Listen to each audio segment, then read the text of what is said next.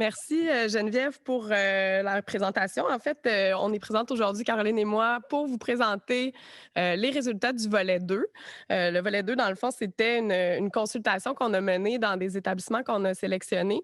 Puis c'était vraiment, dans le fond, auprès des principaux acteurs terrain pour voir, en gros, identifier un peu, faire un portrait des pratiques, identifier les défis et leviers que ces acteurs-là vivent dans l'implantation des mesures. Donc, cette démarche-là n'aurait pas été possible, évidemment, sans le comité de travail qui s'est impliqué avec nous. Donc, je tiens à les remercier en introduction. Le comité de travail volet 2 qui nous a aidés à construire le questionnaire le questionnaire qui a servi à la consultation, mais aussi à approcher finalement les acteurs terrain. Donc, Manon Bergeron, que vous connaissez déjà, qui siégeait sur ce comité. Véronique Larreau, travailleuse sociale du Collège Rosemont. Dominique Lavoie, qui est travailleuse sociale spécialisée en violence à caractère sexuel, vous l'avez vu aussi dans la conférence volet 1. Et Geneviève Reed, notre maîtresse de cérémonie, coordonnatrice aux affaires étudiantes, direction des affaires éducatives à la Fédération. Je voudrais aussi évidemment remercier tous les cégeps qui ont participé. Je ne peux pas les nommer, étant donné, en fait, pour respecter la confidentialité, mais je veux quand même prendre un petit moment pour remercier ces personnes-là qui ont participé, qui nous ont vraiment outillés, nous ont donné, dans le fond, beaucoup de matière qu'on va vous présenter aujourd'hui.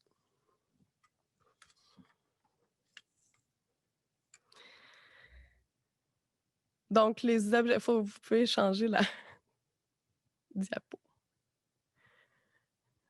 Voilà, donc les objectifs de la démarche, pardon, on se coordonne, on essaie de coordonner avec la technique pour le changement de diapo. Donc, l'objectif général de la consultation, c'était d'établir un portrait des pratiques en matière de violence à caractère sexuel dans le milieu collégial au Québec. Mais on poursuivait aussi des objectifs spécifiques qui étaient, dans un premier temps, de faire une analyse documentaire des meilleures pratiques en lien avec les axes ciblés par le cadre législatif.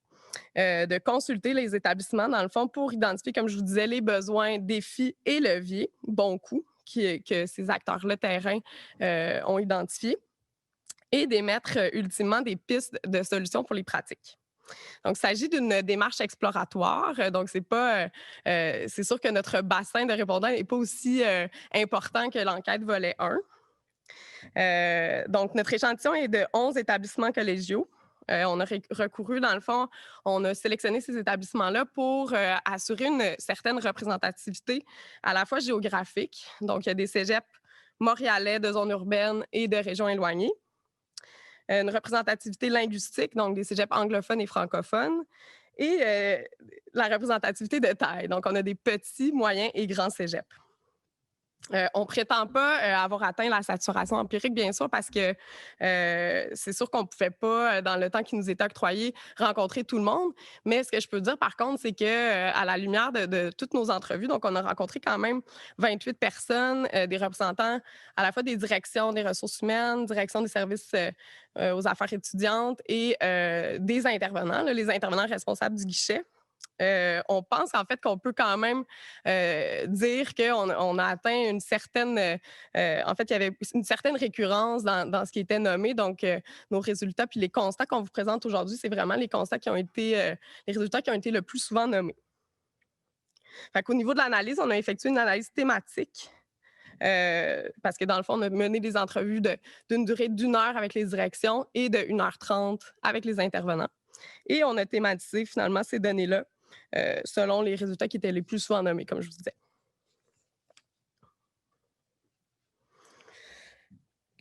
Donc, l'analyse qu'on a fait, puis dans le fond, je vais léguer la parole à ma collègue tout de suite après. L'analyse qu'on a fait, c'est vraiment selon les 4 axes d'intervention du cadre législatif. Donc, j'imagine que tous ceux qui sont présents aujourd'hui connaissent ces axes-là par cœur.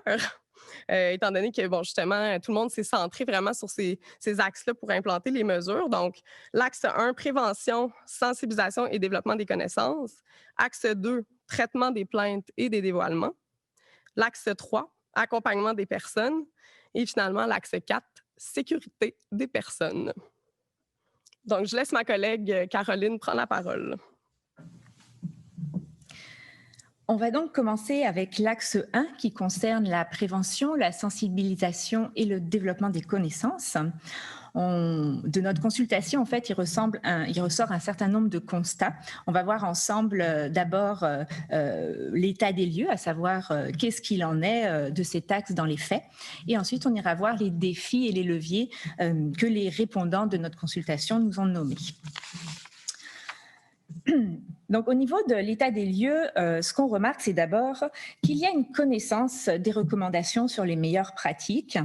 Les intervenants et les directions sont au courant des recommandations faites par la littérature. Donc, par exemple, cibler des groupes particuliers lors des formations, étaler la sensibilisation tout au long de l'année, utiliser des campagnes qui ont fait leurs preuves, comme par exemple la campagne sur les témoins actifs.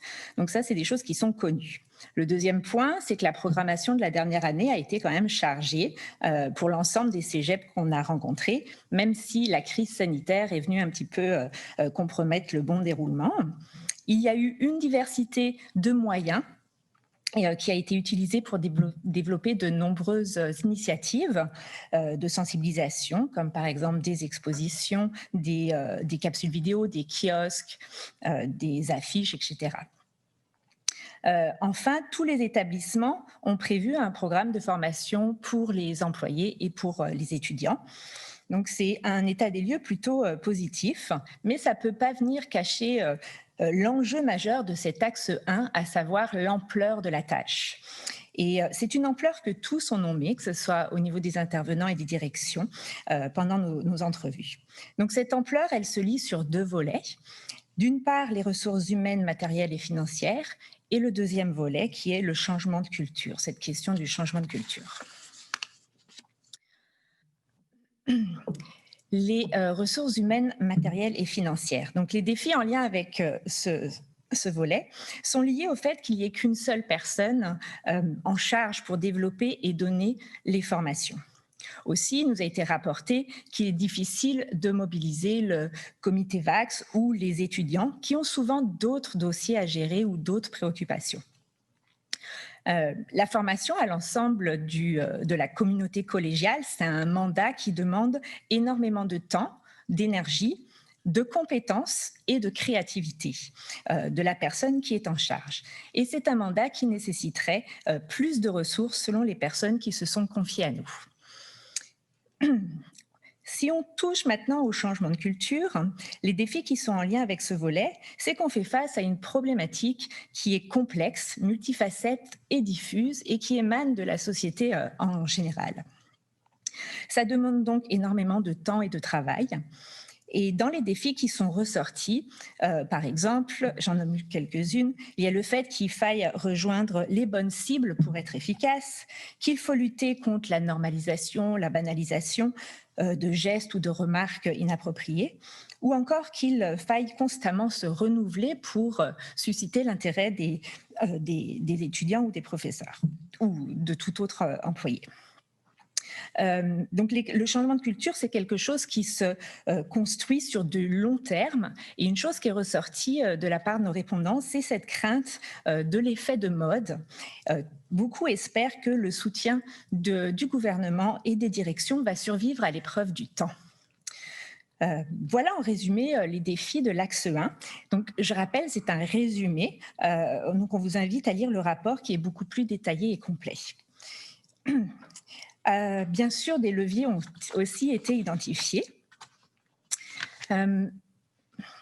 Des leviers. Donc, tous les leviers qui ont été mentionnés par nos répondants se retrouvent aussi dans la littérature sur les meilleures pratiques. Donc, par exemple, comme premier levier, on trouve la collaboration des associations étudiantes et des professeurs.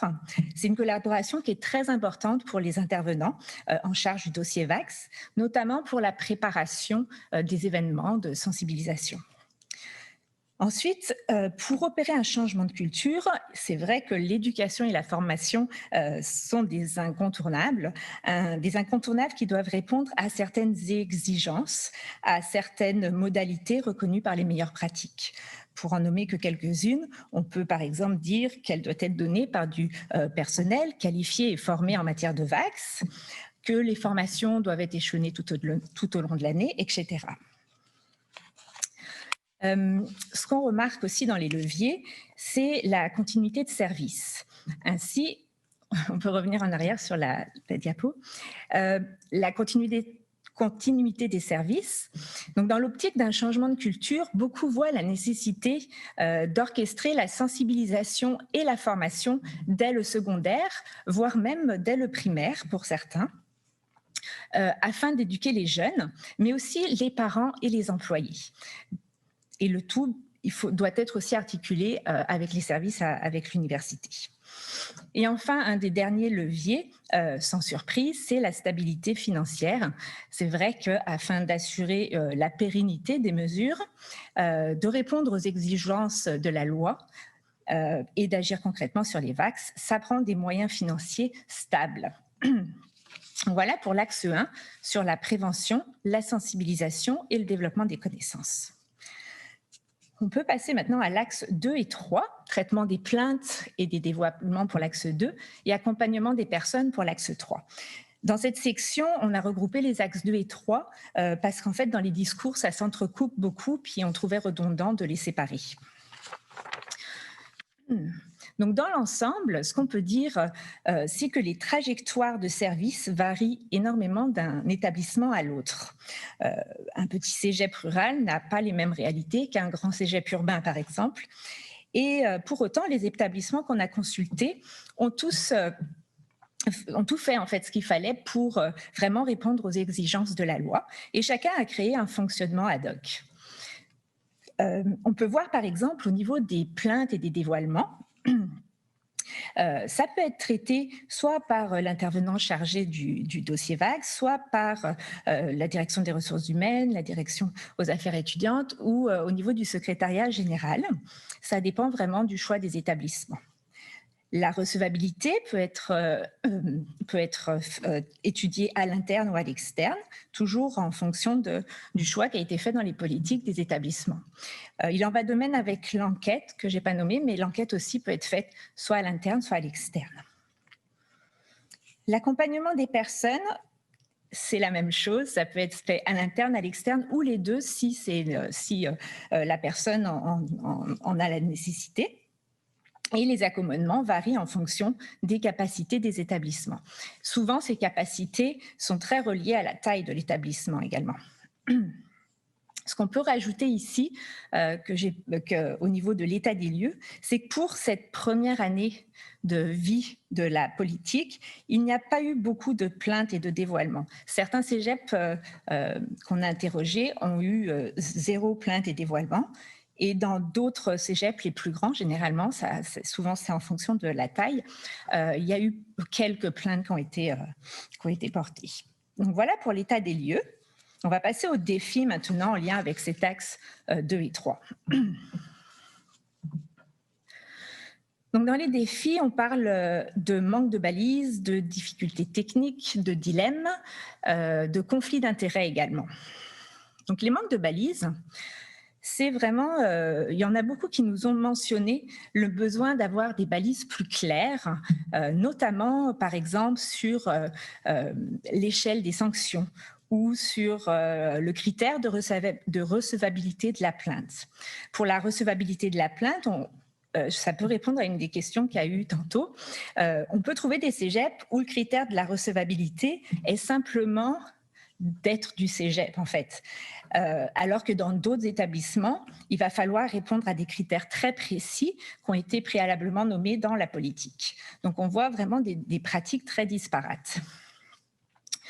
Il peut aussi y avoir des difficultés techniques. Par exemple, choisir l'emplacement d'un guichet unique, c'est pas évident. On veut qu'il soit visible, mais en même temps, on veut assurer l'anonymat. Donc, c'est toute une question d'équilibre, à savoir comment est-ce qu'on fait pour choisir l'emplacement. Il peut aussi y avoir des problèmes techniques, des difficultés techniques s'agissant des accommodements. Par exemple, un petit cégep où il n'y aurait qu'un professeur qui dispense un cours, c'est difficile de changer l'étudiant de cours. Donc, ça peut être très compliqué à mettre en place. Il y a aussi des dilemmes, des fois, auxquels répondre. Les intervenants et les directions doivent parfois jongler avec le fait qu'il faille assurer la confidentialité au niveau des études, des plaignants, par exemple, et jongler avec le besoin d'un accommodement, alors qu'il n'y a pas de plainte officielle.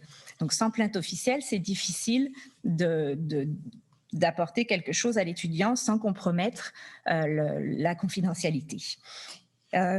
C'est aussi le dilemme se retrouve pour les plaintes pour les dévoilements sans plainte justement officielle.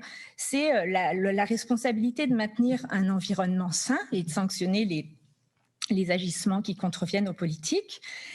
Et d'un autre côté, respecter le droit à la confidentialité. Donc ça, il y a plusieurs directions qui ont soulevé ce point parce que c'est un dilemme difficile. En ce qui concerne les conflits d'intérêts, donc ça, c'est vraiment un sujet qui est revenu très souvent, notamment quand il s'agit d'un dossier qui concerne un collègue. Donc, s'il n'y a pas externalisation de l'enquête, par exemple, il faut enquêter sur une personne avec qui on travaille. Et ça, il y a de nombreux intervenants qui trouvent ça très difficile. C'est délicat, c'est une position qui est ambiguë. Et c'est une préoccupation majeure, en fait, dans le groupe des intervenants et parfois aussi les directions qui peuvent être amenées à faire les enquêtes.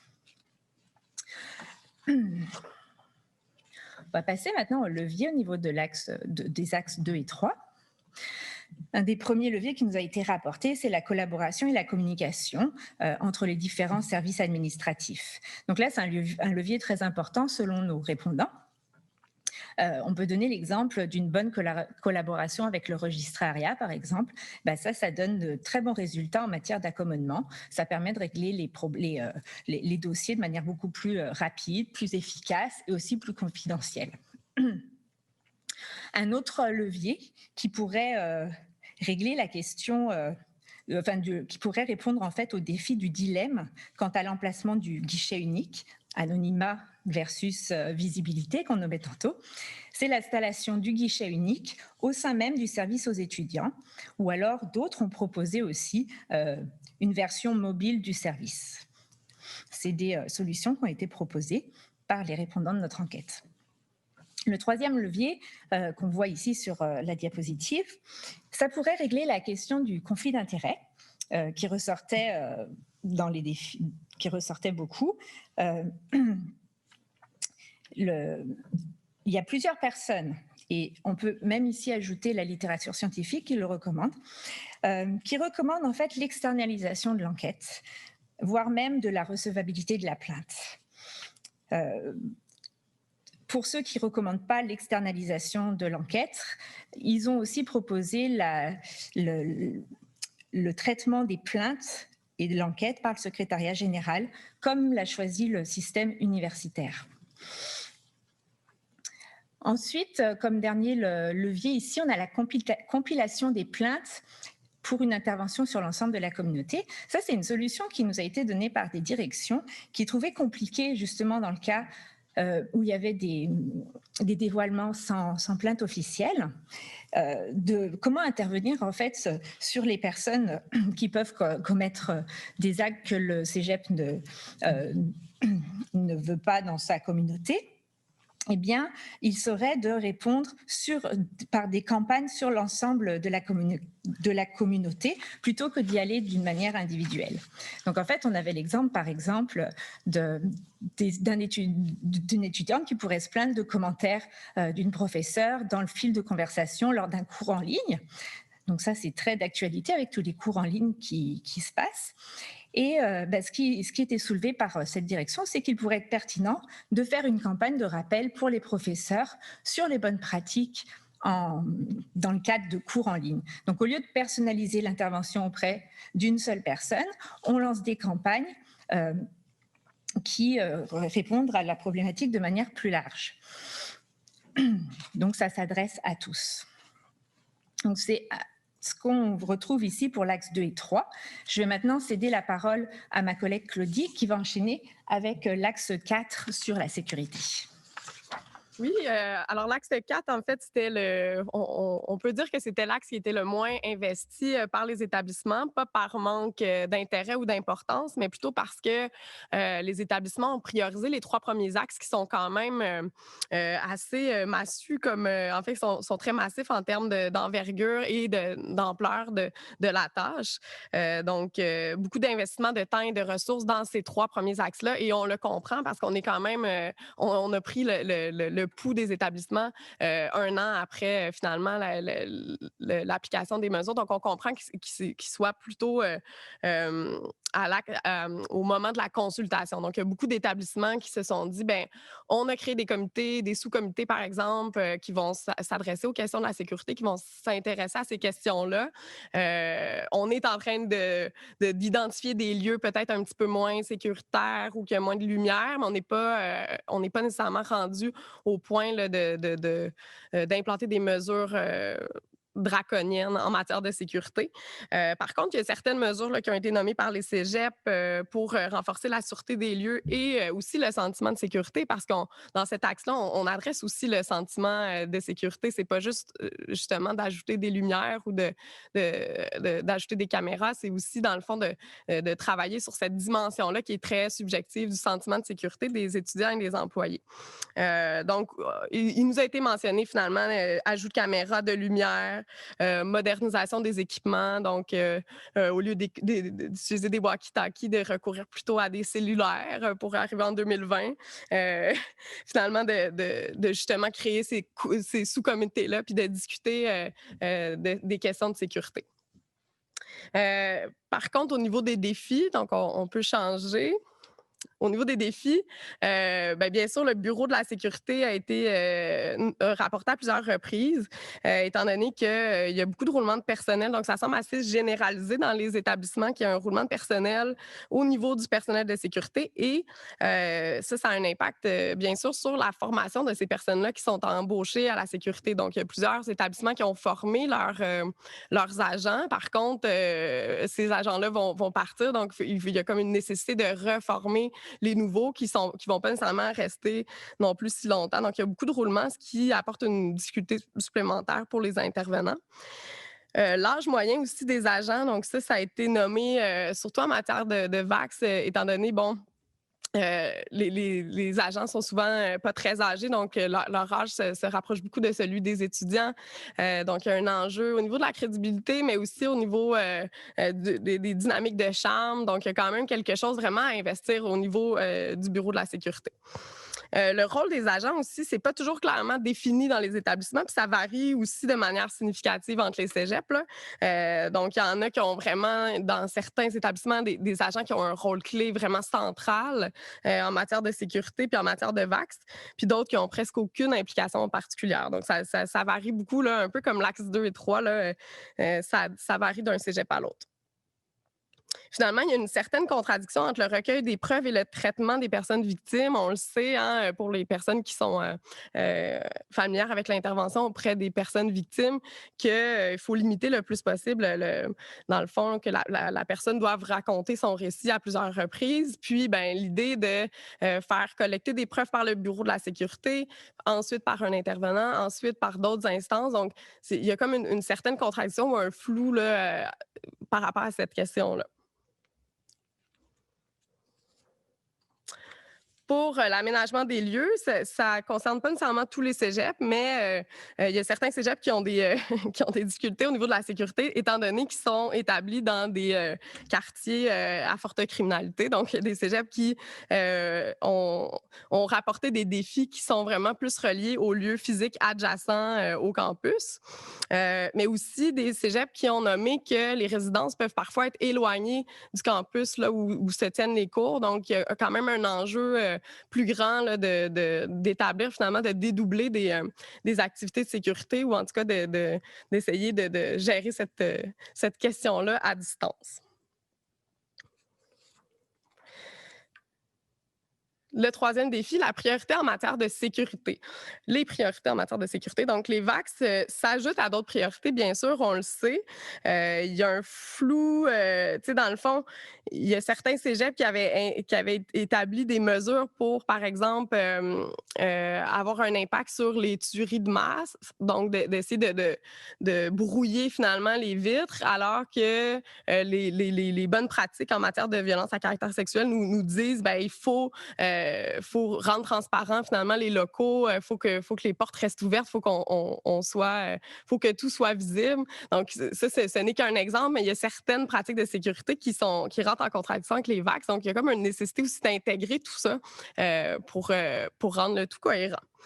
Il existe aussi, dans le fond, un flou relatif entre les mesures de sensibilisation à implanter en matière de sécurité et les mesures qui vont relever davantage de la répression. Donc, par exemple, des agents qui se demandent s'ils doivent contrôler les déplacements, les rôdeurs, à quel point ils peuvent interpeller les gens pour leur demander qu'est-ce qu'ils font dans le cégep. Donc, il y a quand même quelque chose aussi à regarder à ce niveau-là. Au niveau des leviers, au niveau des leviers, donc, il y a eu plusieurs leviers qui ont été nommés en matière de sécurité. Je pense qu'il y a quand même quelque chose à faire. Puis, même si cette question-là est assez, a pas été tant investie jusqu'à maintenant, il y a quand même des leviers intéressants. Donc, ce qui a été nommé prioritairement, c'est vraiment la création d'une base solide de communication avec le Bureau de la sécurité, bien sûr. Avec les agents, mais aussi particulièrement la collaboration avec le responsable de la sécurité, donc la personne qui est en charge. Ça permet vraiment, si il y a une communication qui est immédiate, qui est très transparente entre les intervenants, les directions et les agents et le responsable de la sécurité, ça se passe très bien. Ce qu'on recommande, là, c'est de dire, ben, il faut qu'ils se sentent importants finalement, les agents. Il faut qu'ils assurent une présence continue sur le terrain pour renforcer la sécurité. Donc, on veut les mettre de notre côté, bien sûr. La proactivité du chef de sécurité est définitivement un levier important. Il y a plein de façons de faire là, pour les impliquer, pas juste dans le fond le responsable, mais même les agents, j'en parlais, mais de créer un sous-comité de sécurité, de convoquer aussi les agents ou le responsable au comité qui relève des VAX. Là, il y en a certains qui ont déjà impliqué là, dans l'élaboration de la politique, mais s'il y a des comités qui relèvent vraiment des violences à caractère sexuel, donc d'impliquer plus activement les agents. Impliquer les agents dans les comités d'organisation des événements aussi, puis de créer vraiment, dans le fond, de leur donner un rôle en matière, dans le fond, d'identifier des lieux qui sont moins sécuritaires parce qu'eux connaissent le campus, font des rondes, donc de vraiment leur redonner un petit peu le pouvoir d'identifier finalement des situations problématiques et des lieux qui peuvent être problématiques. Un autre levier, c'est de clarifier les rôles. Bien sûr, donc les cégeps dans lesquels les rôles étaient clairement définis, là, c'est-à-dire à quel point l'agent collecte des preuves, à quel moment il intervient, comment il intervient. Donc les cégeps qui avaient déjà établi des ponts très clairs, des rôles très clairs, ça se révélait comme un levier, pardon. Puis la portée aussi de l'autorité des agents, donc à quel point ces agents-là ont un pouvoir d'interpellation sur les personnes qui circulent dans le campus. Certains cégeps, on trouvait ça intéressant, ont établi des protocoles formels de rétroaction sur les événements passés. Donc, à partir du moment où il y a un événement qui se tient dans le cégep, que de façon systématique, les agents vont rapporter au guichet, dans le fond, des événements plus problématiques ou des situations qui peuvent faire l'objet de plus d'attention, finalement, en termes de VAX. Puis, je l'ai nommé aussi l'achat de matériel plus moderne, des caméras, les cellulaires et la création d'un carnet des mesures d'urgence que tous les employés se font remettre aussi. Puis, bien sûr, d'inclure dans ce carnet-là les questions des violences à caractère sexuel.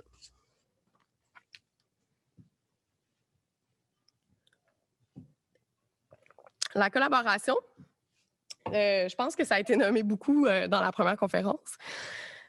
Caroline l'a nommé aussi, ça se révèle être un levier qui est transversal à tous les axes, donc de l'axe 1 à 4. La collaboration interne, on parle de collaboration interne par rapport à celle de la direction des supérieurs directs, mais aussi celle des collègues du même département ou d'autres départements. Donc, la collaboration qui est vraiment qui se passe à l'intérieur du campus. Donc, les directions. Là, dans le fond, je vous nomme un peu qu'est-ce qui a été nommé comme idéal, ou en tout cas dans le meilleur des mondes. Les directions, dans le fond, assurent un rôle de leadership et de soutien. Donc, non seulement ils montrent la voie à prendre, donc les directions soient vraiment impliquées en matière de vax, mais aussi ont une attitude de soutien en répondant aux besoins du terrain. Donc, fournir les moyens financiers, bien sûr, mais aussi les ressources matérielles et les ressources humaines pour attaquer finalement la question des vagues. Le service des communications, ça, surtout, en fait, ce qui est le levier intéressant du service des coms, c'est au niveau de la diffusion des messages, parce qu'on s'entend que les intervenants des guichets n'ont pas toujours ont pas toujours, dans le fond, développé la capacité de faire du marketing ou des communications. Donc, les intervenants ont nommé que c'était quand même vraiment intéressant d'avoir un pont direct avec le service des coms, ne serait-ce que pour avoir un rôle conseil, mais aussi choisir des médiums, les médiums idéaux pour transmettre les messages.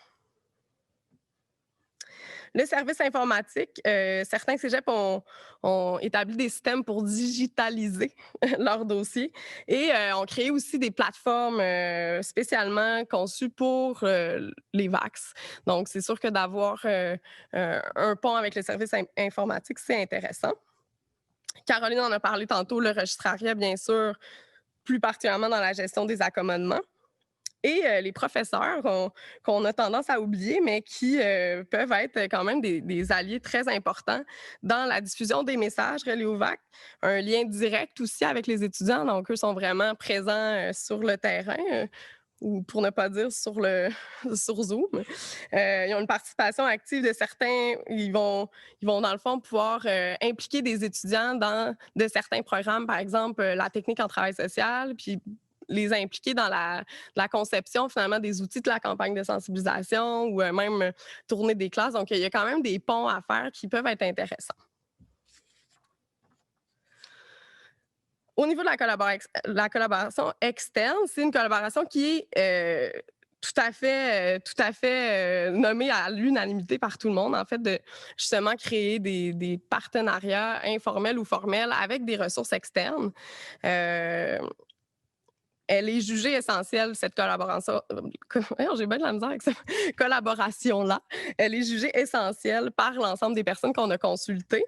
Ça permet d'apporter un plus grand soutien aux personnes victimes, de briser les silos, d'éviter certains conflits d'intérêts aussi qui ont été rapportés par ma collègue.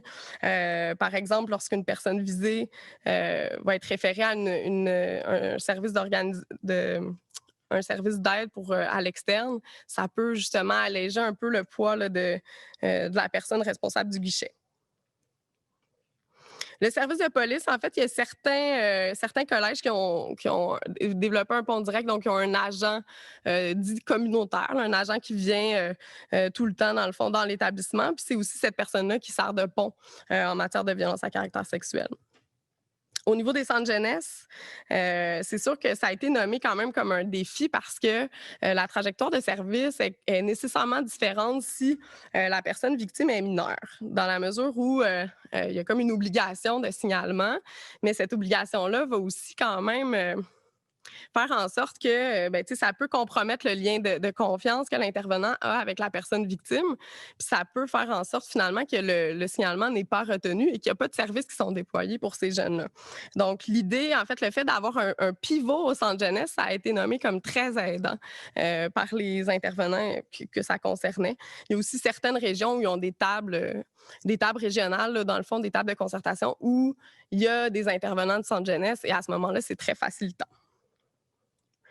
Les organismes communautaires, bien sûr, je pense que je ne surprends personne. Tous les organismes de type CAVAC, IVAC, CALAX pour soutenir finalement les victimes d'actes criminels. Les organismes de justice alternative aussi, d'accompagnement psychosocial. Je tiens quand même à souligner, parce que je trouvais ça intéressant, qu'il y a une intervenante qui a nommé que c'est difficile quand même de faire des références externes pour les hommes. Donc, il y a peut-être justement quelque chose à réfléchir par rapport aux organismes externes, dans le fond, de créer des ponts davantage avec des organismes d'aide auprès des hommes. Finalement, ben, c'est sûr qu'on ne pouvait pas... Ah non, on revient. On ne pouvait pas ne pas les nommer. En fait, la table intersectorielle des violences à caractère sexuel au collégial, qui est une instance, en fait, Dominique en a parlé dans la conférence 1, c'est une instance qui est, tu sais, dans le fond, on voit que c'est une instance organisée qui adresse ces questions-là. Donc, toutes les questions qu'on vous nomme aujourd'hui, on n'a pas réinventé la roue. Dans le fond, c'est toutes des questions qui sont déjà en cours de réflexion sur cette table-là. Donc, c'est vraiment une instance intéressante. Et bien sûr, la Fédération des cégeps qui favorise la concertation.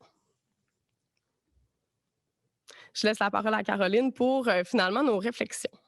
Réflexion et pistes de solutions. Donc, on voit les établissements collégiaux partagent des missions, des instances et des objectifs communs, mais chacun présente ses particularités, son mode de fonctionnement, ses structures et sa propre culture organisationnelle. La façon dont les cégeps réalisent leur mandat et déploient leur offre de services diffère d'un établissement à l'autre. On a vraiment pu le voir au niveau de l'axe 2 et 3, comment c'était différent. À la lumière de notre démarche, on constate qu'il n'y a pas de modèle unique et idéal. Le modèle doit pouvoir s'adapter aux différentes réalités des établissements. Donc, la section suivante vise à apporter certaines pistes de solutions. Donc, la consultation montre que dans l'ensemble, on veut tendre vers un changement de culture. Ça, c'est assez clair. Le cadre législatif est venu encadrer cette démarche. Les conditions d'implantation dans les cégeps ont été mises en place. Donc, les conditions d'implantation, ce sont les réalités du terrain, comme l'élaboration de la politique à l'intérieur des cégeps, la création du guichet unique, l'embauche de l'intervenant, etc. Mais ce qui nous semble primordial, en fait, essentiel pour aller encore plus de l'avant dans cette démarche de changement de culture, c'est une organisation de la mise en œuvre. Il s'agit de réfléchir collectivement à une mise en œuvre qui mettrait de l'avant ce nécessaire changement de culture. Pour organiser cette mise en œuvre, il faut travailler sur les incontournables de la mise en œuvre. Les incontournables sont les compétences, l'organisation et le leadership. Donc, les compétences, qu'est-ce qu'on entend par là? Les compétences, en fait, c'est les mécanismes qui permettent à des personnes qualifiées et formées adéquatement d'opérationnaliser les interventions prévues par la politique sur les VACS, afin que l'ensemble des membres de l'établissement puissent en bénéficier. L'organisation, c'est les mécanismes qui créent les conditions idéales au développement d'une nouvelle culture exempte de VACS. Et le leadership, enfin, c'est toutes les stratégies de leadership qui permettent de relever les défis en lien avec la mise en œuvre. On va y aller point par point. Donc, pour être plus précis, les compétences, donc je rappelle, c'est les mécanismes qui permettent à des personnes qualifiées et formées adéquatement d'opérationnaliser les interventions prévues par la politique sur les VACS. Il s'agit en fait d'aller travailler les compétences de chacun pour une meilleure mise en œuvre de la politique. Alors, selon les meilleures pratiques, c'est bien sûr consolider la formation des personnes en charge du dossier VAC. Donc, il y a les intervenants responsables des guichets, mais pas seulement. Il y a aussi les directions attachées au dossier VACS et de toute personne susceptible de participer à la mise en œuvre. Donc, ça inclut aussi les agents de sécurité, par exemple. Mettre en place un accompagnement pour les personnes en charge du dossier VACS, donc un accompagnement, un coaching pour ces personnes afin d'assurer la fidélité aux meilleures pratiques et d'assurer en fait une qualité de service. Et enfin, élaborer un mécanisme de formation sur la culture organisationnelle en matière de VACS pour tout nouvel employé, tout employé tout court. Ça touche le premier point de la mise en œuvre sur les compétences. Si on s'en va sur le deuxième incontournable de la mise en œuvre, c'est l'organisation. Donc, je rappelle, l'organisation, c'est pour créer des conditions idéales au développement d'une nouvelle culture sans VACS. Donc ici, il s'agit de consolider les mécanismes de collaboration à l'interne. On verra ensuite pour la collaboration à l'externe. Vous avez pu l'entendre tout au long de notre présentation, la collaboration, la communication, c'est vraiment des choses extrêmement intéressantes et importantes qui sont soulevées par nos répondants, mais qui sont aussi mis de l'avant dans toutes les recherches. Donc, consolider les mécanismes de collaboration à l'interne, qu'est-ce que ça veut dire? On peut penser à formaliser les processus de collaboration entre les ressources à l'interne, donc entre les différents départements, par exemple, avec les agents de sécurité, les associations étudiantes, les professeurs, les intervenants, les directions. Et tout ça, ça vise quand même un but, c'est de limiter les freins institutionnels, tout ce qui pourrait empêcher la politique VAX de bien fonctionner. Donc formaliser ces processus, mais aussi clarifier les rôles et responsabilités des personnes qui participent au déploiement de la politique sur les VAX. Donc, rôles et responsabilités, par exemple, des membres du comité permanent, mais également des acteurs à tous les paliers de l'organisation qui participent à ce déploiement. Si on s'en va ensuite sur les mécanismes de collaboration à l'externe, comment les renforcer, en étendant et formalisant la collaboration avec les partenaires externes. Donc, on parlait de, par exemple, la fédération des cégeps, mais ça peut être aussi avec le service de police, par exemple, ou avec les centres de jeunesse, comme en parlait Claudie tantôt, et les différents organismes communautaires, ce qui est vraiment indispensable. En deuxième point, on revient encore à la table intersectorielle des violences à caractère sexuel au collégial.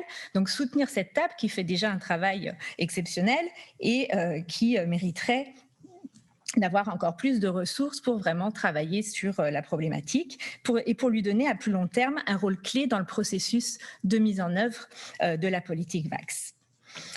Et enfin, assurer une continuité de service.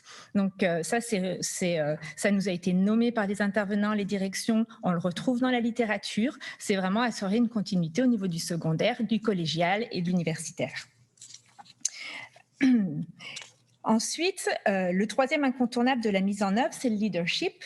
Je vais céder la parole à Claudie pour terminer sur ce point-là. Oui, donc le leadership, je rappelle que c'est les stratégies qui permettent de relever les défis en lien avec la mise en œuvre de la politique. Ce qu'on a identifié comme piste de solution, de consolider le partage et l'organisation du leadership. Et ça, on ne parle pas juste au niveau des collèges ou des cégeps, mais vraiment de façon plus macro, d'adresser cette question-là au niveau des paliers gouvernementaux, de la Fédération des cégeps, des directions, des intervenants. Donc, de vraiment partager, de faire de cette question-là une question qui est transversale à tous les paliers des organisations et qui même sort des établissements. Mener une planification stratégique de la mise en œuvre en adoptant une approche globale et concertée. Donc, on voit que dans le fond, chaque établissement est comme un village, donc chacun travaille un peu en fait, avec les ressources dont il dispose, avec un maximum d'énergie et de volonté. Mais l'idée, ça serait de voir ça de façon plus, de mener une planification, dans le fond, qui serait beaucoup plus macro, qui concernerait peut-être tous les collèges, en fait, en adoptant cette approche-là qui est globale et concertée, bien sûr, en remettant au centre des questions les principaux acteurs. Faire un suivi régulier de la mise en œuvre en établissant des comités à date fixe qui ont pour objectif d'entendre les préoccupations. Donc, comment on fait un suivi de la mise en œuvre à l'interne? Bien, je pense que ça prend, tu sais, les établissements ont déjà établi, dans le fond, des comités permanents. Donc, d'établir finalement des suivis réguliers de la mise en œuvre des pratiques, à savoir si, justement, les incontournables de mise en œuvre sont respectés. Ça a été nommé beaucoup aussi de clarifier les processus de reddition de comptes. C'est pas clair pour tout le monde. Ces questions-là sont pas claires pour tout le monde. Et pourtant, mais ça permet, dans le fond, d'avoir un meilleur portrait de la situation et ça permet aussi de supporter les décisions quand, justement, ce processus-là de reddition est clarifié pour tout le monde. Finalement, évaluer l'impact des pratiques. Dans le fond, les intervenants ils disent: «On n'a pas le temps de le faire». Malheureusement, on n'a pas le temps d'évaluer les pratiques. On a trop d'autres choses à s'occuper. Par contre, on aimerait savoir si ça fonctionne parce qu'on implante, tu sais, beaucoup de choses, on déploie beaucoup d'efforts, mais on ne sait pas concrètement, si ça a un réel impact. Diffuser les résultats, donc créer peut-être à quelque part une communauté de pratiques, d'échanges qui existe déjà dans le fond à travers la table, bien sûr, mais tu sais, de consolider un peu ça, ce point-là, de diffuser finalement les bonnes pratiques. Assurer un financement adéquat et périn, bien sûr, ça, c'est pas des questions qui relèvent nécessairement des intervenants et direction, mais c'est quelque chose qu'il faut quand même réfléchir dans le fond à long terme, de voir comment on peut maintenir le dossier ou la question des vaccins au centre des priorités. Puis d'adresser finalement la gestion du changement en tenant compte des préoccupations des intervenants, donc des principaux acteurs clés en charge des dossiers VAC dans les établissements. Donc, c'est ce qui met fin à notre présentation. En fait, je voulais vous dire que notre rapport est officiellement en ligne depuis 2 heures cet après-midi. Vous pouvez le retrouver sur le site internet boscoville.ca. C'est un rapport là, de à peu près 35 pages qui va vraiment expliquer là, plus concrètement notre démarche puis tous nos constats.